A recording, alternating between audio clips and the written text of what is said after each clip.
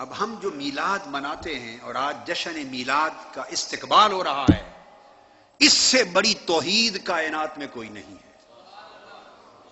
میلاد منانا اس سے بڑا عمل توحید دنیا میں کوئی نہیں ہے، اس لیے کہ مخلوق میں حضور علیہ السلام سے اونچا کوئی نہیں۔ بعد از خدا بزرگ توئی قصہ مختصر، عالم امر اور عالم خلق کی جہاں انتہا ہے وہ مقام مصطفیٰ ہے۔ مخلوق میں آقا علیہ السلام سے اونچا یا آقا علیہ السلام کے برابر مخلوق میں کوئی نہیں۔ تو ہم میلاد منا کر یہ اعلان کرتے ہیں کہ وہ نبی کہ ساری مخلوق میں جس جیسا کوئی نہیں، وہ بھی خدا نہیں، خدا کا بندہ۔ وہ پیدا ہوئے ہیں، ہم حضور کی پیدائش کا یوم منا رہے ہیں، اور جو پیدا ہو وہ خدا نہیں ہوتا۔ تو حضور کا میلاد منانا اس دور کا سب سے بڑا عمل توحید ہے۔ اعلان کرنا ہے کہ ہم حضور کو خدا نہیں مانتے، بندہ خدا مانتے ہیں۔ کیوں؟ حضور پیدا ہوئے ہیں، آج پیدا ہوئے ہیں۔ کوئی اللہ کا میلاد مناتا ہے؟ بولیے۔ ہاں، اگر اللہ کا میلاد ہوتا اور پھر حضور کا میلاد منایا جاتا تو شرک کا شائبہ ہوتا۔ تو میلاد تو کام ہی مخلوق کا ہے، خالق کا ہے ہی نہیں۔ تو جب بھی کوئی میلاد منائے گا، ارے مخلوق ہی کا تو منائے گا، خالق کا تو نہیں منایا جا سکتا۔ خالق تو پیدا کرنے والا ہے اور مخلوق پیدا۔ اس نے تو فرما دیا کہ میں اللہ ہوں اور میری شان یہ ہے کہ میرا میلاد نہیں ہے۔ قل هو اللہ احد اللہ الصمد لم یلد ولم یولد۔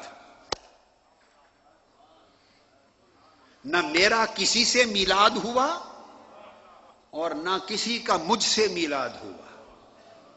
میں اللہ ہوں اور میری شان یہ ہے کہ میرا میلاد نہیں ہے۔ اپنی شان بیان کی کہ میں وہ رب ہوں جس کا میلاد نہیں۔ اور جب آقا علیہ السلام کی باری آئی تو فرمایا لا اقسم بہذا البلد وانت حل بہذا البلد ووالد وما ولد۔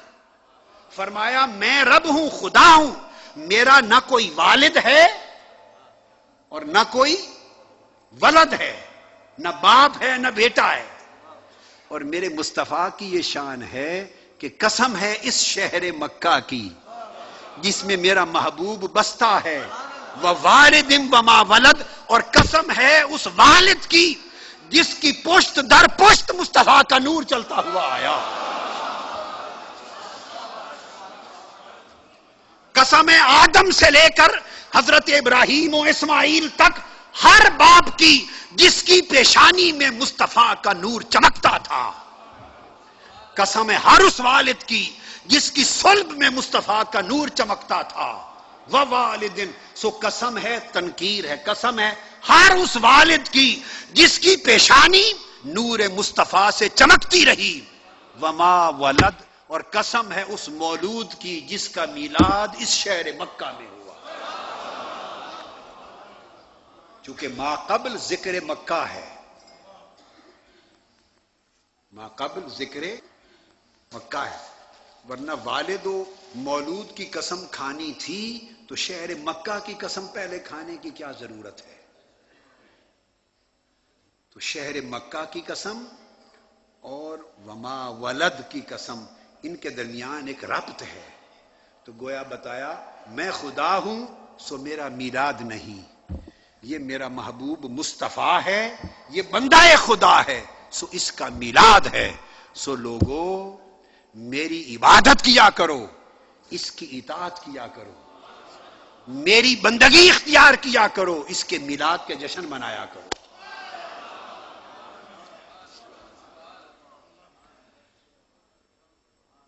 یہ توحید ہے۔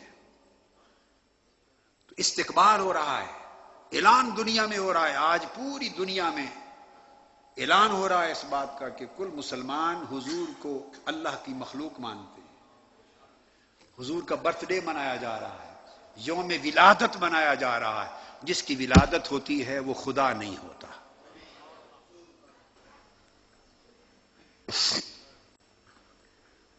تو سیدنا یحییٰ علیہ السلام کے بچپن کا ذکر کیا، پھر آپ کی سیرت کا ذکر کیا. ہمارے ہاں ایک بدقسمتی ہو گئی، ہم نے میلاد اور سیرت میں جھگڑے کرا دیے. یہ بھی ایک دور ہے، یہ بھی ایک امت ایسی بٹی کہ ہم نے میلاد اور سیرت کو ایک نگاہ سے دیکھنے کی بجائے دو حصے بنا دیا. تو قرآن کا طریقہ یہ ہے کہ نہیں، میلاد اور سیرت ایک ہے. میلاد اس لیے ہے کہ کسی کی سیرت ملے. نبی کا میلاد اسی لیے ہوتا ہے تاکہ اس کی سیرت ملے. اور سیرت کہاں سے آئی؟ میلاد ہوا تو آئی. اگر میلاد ہی نہ ہوتا، ولادت ہی نہ ہوتی تو سیرت کس کو ملتی؟ میلاد نہ ہوتا تو سیرت کہاں سے آتی؟ تو سیرت کا وسیلہ میلاد ہے. سیرت کا وسیلہ بولیے میلاد ہے، اور میلاد کا نتیجہ سیرت ہے. سو اللہ رب العزت نے مقام نبوت کو بیان کیا، پھر بیان سیرت کیا. وَحَنَانًا مِن لَّدُنَّا، اور ہماری طرف سے پھر یحییٰ کو گریہ و زاری ملی. میری بندگی میں رونا دھونا ملا، درد و سوز ملا، اخلاص ملا، رقت ملی، خشوع ملا، تواضع ملا. وَزَکَاتًا، طہارت ملی، پرہیزگاری ملی. وَکَانَ تَقِیًّا، اور تقوی ملا، اللہ کا خوف ملا، خشیت ملی. یہ ساری سیرت بیان کی اللہ. تو نبی اس لیے تشریف لاتے ہیں کہ وہ یہ سیرت دیں، اور امتوں کا فریضہ ہے کہ وہ اس سیرت کو اپنائیں. میلاد کا جشن منائیں، میلاد پہ خوشی منائیں، اور سیرت کو زندگی کا زیور بنائیں. وَبَرًّا بِوَالِدَیْهِ، پھر بچوں کو پیغام دیا کہ اپنے والدین پر بڑا احسان کرنے والے، نیکی کرنے والے، حسن سلوک کرنے والے تھے. وَلَمْ يَكُنْ جَبَّارًا عَصِيًّا، اور گرم مزاج نہیں تھے، پرجلال نہیں تھے، ہر وقت آنکھیں سرخ نہیں رکھتے تھے، غصے میں نہیں رہتے تھے. ہماری حالت یہ ہے کہ ہم اس وقت تک ہم سمجھتے ہیں کہ مذہبی تمکن اور شان و جلال اور رعب اور دبدبا، مذہبی اور روحانی دبدبا ہی نہیں بنتا جب تک پورا مصنوعی طریقے سے چہرہ مبارک پہ جلال نہ لے آئے. ڈرائیں تاکہ لوگ ڈر کے مارے بھاگ جائیں. نہیں، آقا سیرت کیا ہے؟ ہر وقت چہرے پہ تبسم کا مچلتے رہنا.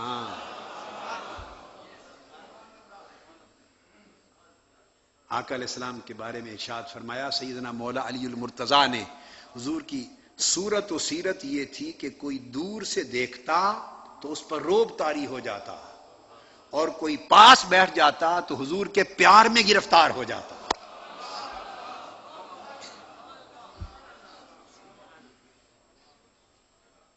رعب کردار کا ہونا چاہیے، گفتار کا نہیں.